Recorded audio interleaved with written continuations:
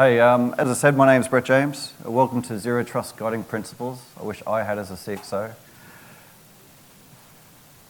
We're going to get to the slides. Here we go. Beautiful, thank you.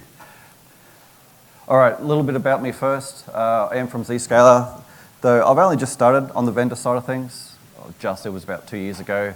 I came from the customer side. I came from a global engineering and construction company, and I was in your seats. So I do know a little bit about what you're going on with today. I was in the enterprise architecture space. I've been a proper IT nerd for 25 years now, always got my fingers dirty in tech, even when I was reporting to the CIO. Identity and infrastructure is my specialty, and Zero Trust brings those things together, which is why I'm really a Zero Trust evangelist. Not here to try to sell your stuff in this session. I'm here to help you understand, give you some advice on what to take into account as you start along this journey. I wish I had some of these things when I started doing it around 2018, hence the title of the session. So I work a lot with the CSO as part of their work to evangelize it as well. There's a couple of things that they focus on here: collaboratively develop and raise awareness of Zero Trust, take a deliberate product and vendor neutral approach, and enable the alignment between technology, security, and business operations. So they wrote this book. It's a 15-page book. It helps that. And it's really just listing out these 12 count when you as a leader are taking on this journey. Let's get started. I'm not going to tell you too much about what Zero Trust is. If you don't know it already and you're in this position, well, I don't think you're doing your job properly. If you haven't read the NIST 800-207 white paper, I highly suggest you do. It really spells out a good high-level introduction of what Zero Trust is, but it presents it as a framework. All the vendors have a different story. There's Forrester, there's Gartner, everybody else sort of has these little different what they say. But the way that I like to explain it to people in general is that people can't be trusted. There is this implicit trust that we say we can't have anymore. And the only way to do that is to have what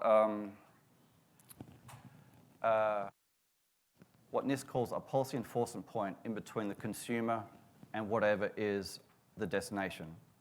When people talk about Zero Trust, most times they think about the infrastructure, the network, redesigning the architecture. But I like to take it further than that. You've got the resource, the infrastructure, the app, but what about the tasks? What about the decisions that go along with that trust? There's the MDM breach that happened a couple of months ago. Now, everyone likes to harp upon that. It was a social engineering effort. If the discretion of the help desk person wasn't there to reset the MFA of this administrator, well then, the scattered spot and those guys would have had to have taken a different approach to get into the environment. But at the end, put a policy enforcement point to reduce policy and procedure breaches, whether it's accidental or otherwise, reduce the impact of violations. Chris, just before, talked about the blast radius. You all should know about the blast radius, right? And in the end, to reduce the risk. There will always be a risk, it's just the management and the probability of that risk happening. Okay, so starting off, what I'll tell you about these things, so I'm going to give a very high level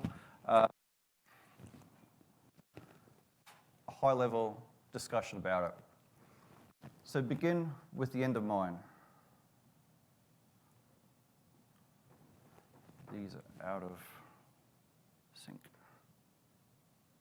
Okay, so what is IT's mission within your business, right? It is to enable the business. Before, let's say the past 20 or 30 years, it was to build a platform to enable the business to consume services. I don't think that's IT's role anymore. because IT is embedded into everything. So IT is there to enable the business. And when you're looking at zero trust, it's not just something else you plug into your data center like we used to do. It's all about changing everything. But because you're changing everything, you can't do it tactically. You've got to have that strategic view. So what is it you're actually trying to do? Better security may be an actual reason companies get into doing zero trust, but it shouldn't be the be-all and end-all of what they're doing. For me personally, it was a mission to enable cloud. I had $2 million security stacks in every one of my data centers, which was very expensive. Lots of CapEx, right? But as we tried to consume cloud, whether it be Office 365 or Azure or Amazon, I couldn't afford to bring that infrastructure and the architectural ideas into the cloud. It just wasn't going to work. Even looking at it from the user's perspective, the performance would have been rubbish, right? So I had to change the way that we were doing things to enable cloud, to change these security principles. And we were doing this before zero trust became the sexy buzzword that it is today. It was coined back in 2010 by John Kinderberg at Forrester, but it sort of died down a bit as people realized it was too hard. And then these cloud companies started bringing up this concept. Gartner jumped back on the bandwagon again, and here we are today. So begin with the end in mind. Have that moonshot vision that you can talk to your people about, this is what we're going to do.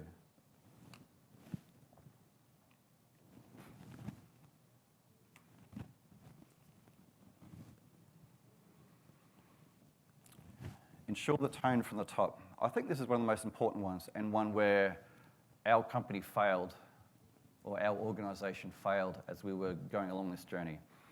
Fail is a bit of a harsh word because we were discovering everything on our own. Not many companies or organizations had done this before, but you need to get everyone on the same page. Like this little lioness leading her cubs. The CIO or the CISO need to be upfront and on stage telling everyone, this is what we're going to be doing, and these are the reasons for it, and these are the business reasons for it, not just better security or we're going to move to the cloud to reduce costs or to increase flexibility. When is the last time the CIO or the CISO in your organization actually got up on stage or on Zoom telling everybody, we are going to be doing this for the business? They'll have all hands, maybe once a year, maybe every 6 months. In general, okay, here's the business goals that we're going to be doing. Or we'll be doing these IT things to support the business goals. To do something as big as this, they need to be on stage saying, we are doing this exactly or specifically to enable the business, not because the business has these other things that they want us to do. Does that make sense?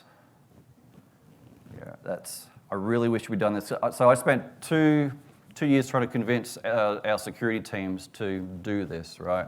And the CIO in the business, they didn't understand. They thought it was just going to be a better security play. If we had this, that 2-year time frame could have been reduced to 6 months.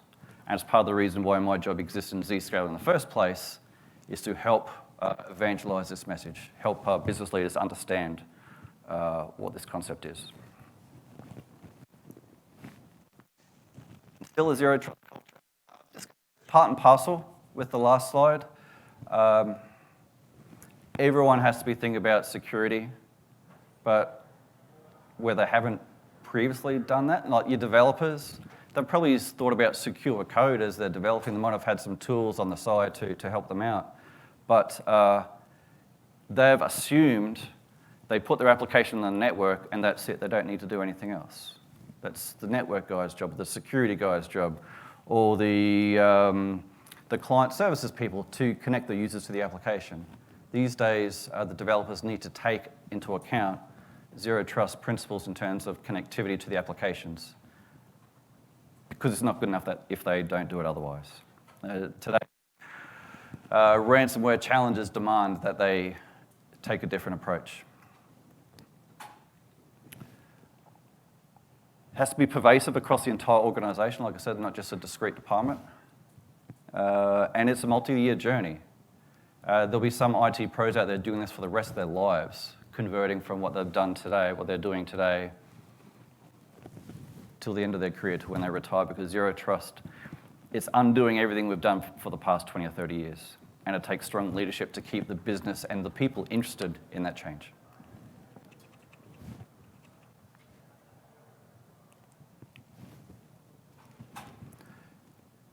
There's no what that's very, I think we did this pretty well. We used it as a skunkworks project, really, because we didn't have the support from the CISO, from security. The CIO sort of knew what I was doing, but he was like, just play with it and tell me what it's like when you finish, type thing. So it was just skunkworks, starting small, these quick wins, and it was very organic with what we were doing. These days, there's no reason to do it that way. Everybody's telling you to do zero trust. So your leaders, the CISOs, even the board these days should know about these concepts and understand the reasons to do it.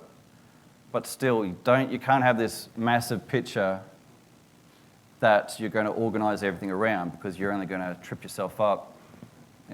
Don't boil the ocean is what it comes down to. Quick wins, pick one small group of people, one little application that you're going to start developing these principles for this architecture, and then you could expand out. But you also don't even need to start with a zero trust vendor or new technology. There are so many things that you can do without spending a dime. Do you call it dimes here in Canada? I'm Australian. We don't call it dimes, but I've been in the US for about 8 years now, so I'm used to it. Just changing your architecture. Again, just quick wins. Start small. Don't boil the ocean. And encourage creativity. My people, I just said, go nuts. Have that moonshot vision. Just tell me what you're going to do, and that part I think we did really well.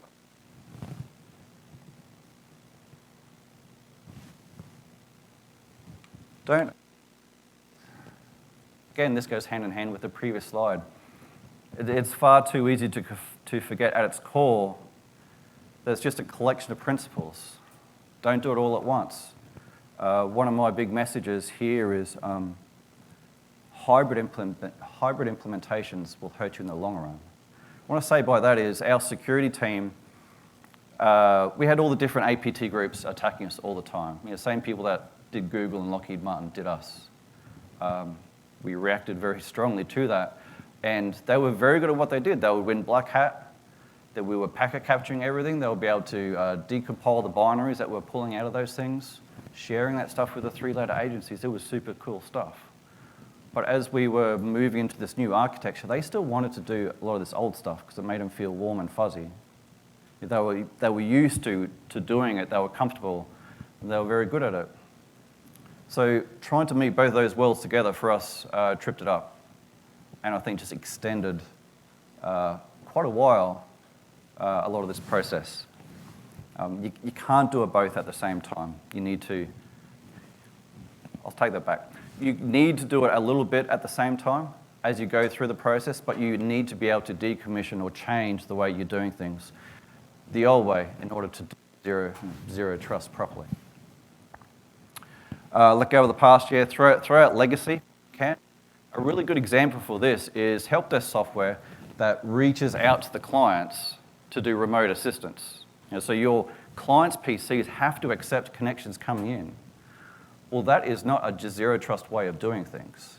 So think about your mobile phones. Do you have any applications reaching into your phone to do stuff? No, it's all your phone reaching out to the notification services, Apple's or Androids. That it's a client-to-server connection. Server-to-client connections is just ripe for abuse. That server gets compromised, all of a sudden, every single machine in your enterprise is open to compromise. So throw out that old remote assisted software that reaches out and move to some other server, cloud-based service, where it's initiated from the user instead. That's a really small but powerful step to moving with these deals. Let go of the legacy. Automation. I don't need to harp on that, you should know that automation is key to all this. It's all about predictability. Someone point and clicking 100 times will always do something different one of those times. That's where there could be problems. Don't reinvent the wheel. Many people have been doing zero trust for a long time now. There's so many blogs and podcasts and white papers. You don't have to do all this yourself. Someone's already done what you're doing. So take advantage of that. Follow a framework. I got S because no one follows one single framework. The NIST 800-207 is the base, like the foundation of it all, I think. There's CISA, CSA, DOD, NSA, and that's just in the States. You've got UK government, Australian government. Everybody's got a framework for you to work around. Just pick and choose. You don't need to follow just one.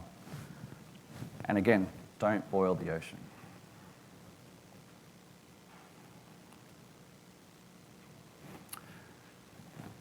Access is a deliberate act. This is a mindset change that you need to give to your people. Like I spoke before, the developers, they assume the user will get connectivity just because that app is placed on the network. That's the wrong way to think about it. Default zero. And just because you plug into the corporate network doesn't mean you can see all those resources. It was great before the internet came along, right? It made things easy, but when the internet came along, it changed everything. And you need to consider what the environment is outside that application. The security guys will always consider it hostile. The application people need to think about that.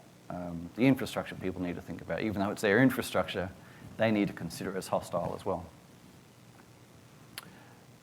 Me being an identity nerd, this is a big one for me. It's not IT's job to know who needs access to what. We do our best because the business doesn't care. They throw it to IT and say, here, you deal with it. But the business needs to be involved in provisioning access to users and groups. That's a hard one to get by. Tie user authorization to the role of persona. This is the nirvana of identity and access management. When a new procurement person starts, junior procurement, they get access to X, Y, and Z for that project that they're working on only on day one. One, it speeds up their productivity, and B, it makes sure that they don't have access to things that they need to. When they move to a senior procurement role on another project, well, that old access is taken away, new access is given. There may be some overlap, right? But when I left my last company, I had 16 years of access that had been brought along me my entire ride at the organization. Though I managed identity for the company, I was never given the resources. The business wasn't interested to be doing these things, so I left it there just for giggles. Access is a deliberate act. That's an important one. Chris spoke about this in the keynote. Think about inside out, not outside in. Another way to talk about that is go from what are we trying to defend against the entire internet, against all those nation-state countries, to what are we actually trying to protect? Frederick the Great, I don't know, I can't remember when he was around, but he said, he who defends everything defends nothing. And that's a really good way to think about it. If your timesheet gets hacked and compromised, who cares really, right? Just restore it from backup. But if your SAP, your HRMS, or your Oracle or EBS systems get hacked, well, that's a different story. Spend the time defending the crown jewels instead of trying to protect everything. I had a very interesting conversation with a very, very large manufacturing company in the tech space. I questioned why they aren't doing more to protect their intellectual property, through data loss protection. And the answer was, it would cost somebody $50 billion to stand up the environment that would require them to build this technology. And by the time they actually built it and copied it and replicated it and sold it, what we would be doing then would be 2 or 3 generations ahead. So we don't need to spend as much time and effort to protect with that intellectual property, just because of that reasoning. So they could spend time and resources on other things on protection, like their R&D, the development, where it's all cutting edge stuff. They don't want to give those ideas to the competitors. That was a really interesting conversation. The other thing that Chris mentioned here was about knowing what you have. Without knowing what your assets are, how are you supposed to protect those things? I thought that was a very good point made by him.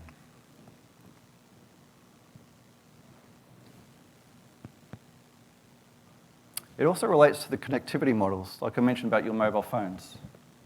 The client always instigates the connectivity, whether it's to an application, resource, website, whatever.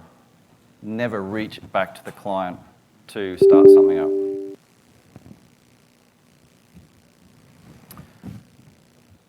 Understand your risk appetite. You see, these are all connected. These are all intrinsically linked. This is the level an organization is willing to accept while pursuing its objectives. How do you measure risk within IT or within security? Well, that's going to be very different than how the business overall measures risk, which is going to be different again from the procurement or the contractors or the legal department. Everyone manages risk individually, but someone's got to tie that together, and that's the CISO's job. And then measure how much risk they're willing to take on as they pursue and enable the business. I've got this little saying here: business agility and flexibility is proportional to the risks encountered by the enterprise. If the enterprise is subject to a whole boatload of risk, well, then they've got to cower down in the corner, and they're going to be limited to what they're going to be able to do. But if they manage their risks based on the risk appetite, based on what the business wants and needs, well, then they can do a whole lot more. The real-life example was our cloud ambitions. We couldn't enable the business enabling use of data lakes, LLMs. We were doing all this. It wasn't called AI back then, but it was equivalent to what they're doing today back in 2017, 2018. We couldn't do that in the cloud in a secure method because we couldn't take our security stacks into the cloud. It's going to be too expensive. But we couldn't build all the infrastructure and capital required to do that stuff on-prem because the business wasn't interested in taking on that expense. You've got to change in order to enable the business. And it comes down to risk.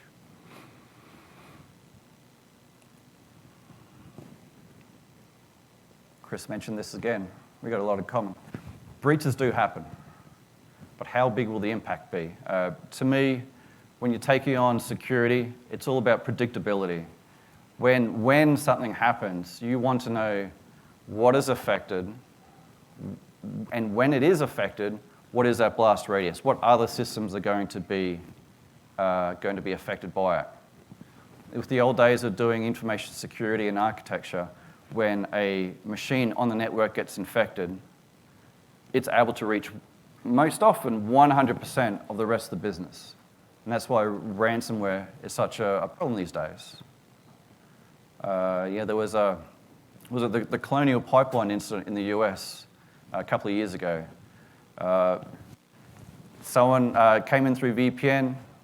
That VPN connection had access to the entire environment. Took down that entire corporation, took down gas for the entire east coast of the US. That was a big impact. By segmenting things out, by making it more predictable, when that machine was compromised, they could have been able to say, okay, these things were affected, and we don't have to switch everything else off and turn the gas off for the rest of the East Coast. That is the difference. You can't protect everything.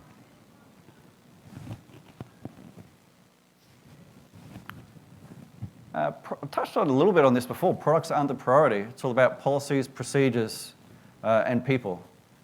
I'm doing a keynote tomorrow on a similar topic, and I'll get more into this then. But it's not about products. Again, it's not something else that you slot into your data center. It's about changing the way you do business, not just IT, but business as a whole. Put a policy enforcement point in the middle of everything so you understand what is going on, and you can take actions based on the risk associated with that. Protecting admin accounts, multi-factor for admin accounts. You should have been doing that 10 years ago. Hardened workstations, don't let them get access to everything else on the network. Isolate them with firewall policies. Aggressive patching. I was patching the entire organization, 25,000 PCs, 7 days after Microsoft released them. It's manageable. You can do it. Manage the risk associated with that by delaying the patches to those really critical people in their workstations at the end.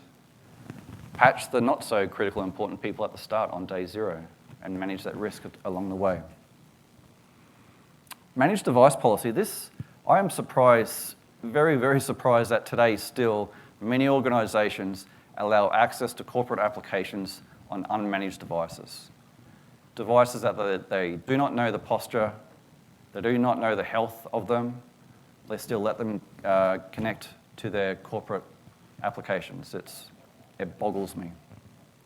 You need to know what is connecting to your application so that when something happens, you know where it's come from, what's on it, and what could to compromise that machine. And policies to combat social engineering. I've mentioned that before. You know, why can a first-line help desk employee reset the MFA of an admin account that had access to the entire identity platform? The jobs of CISOs and the security leaders need to look at these policies that could potentially affect the organization, and that is a massive one. An SSE product will help tie it all together, but it's the policies that really count. It's just within an SSE, but do in the business.